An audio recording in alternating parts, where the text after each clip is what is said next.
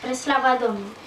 Când furtuna bate tare, urcă, frate, spre salvare.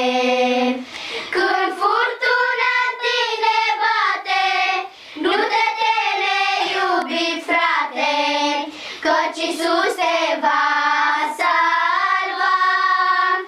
Când furtuna în tine bate, nu te teme, iubit frate, căci Iisus te va salva.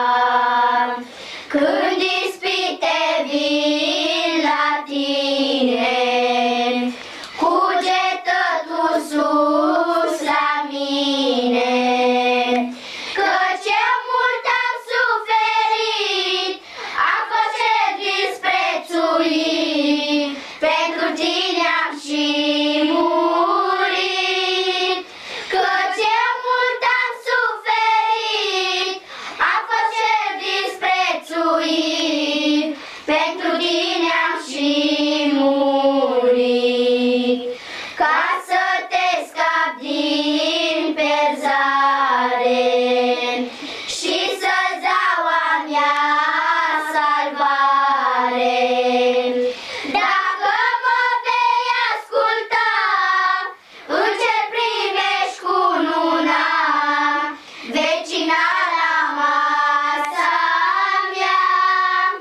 Dacă mă vei asculta, în cer primești cununa, vecinala masa mea. Căci eu te-am răscumpărat prin jertfa mea din păcat. Căci eu sunt a ta salvare și te luminez pe cale și te duc în casa mea. Căci eu sunt a ta salvare și te luminez pe cale și te duc în casa mea. Unde îngerii în cor cântă, la bogata masa sfântă, cu Abraham și cu Isaac, vei domni din veac în veac, cu Dumnezeu cel bogat. Cu Abraham și cu Isaac, vei domni din veac în veac, cu Dumnezeu cel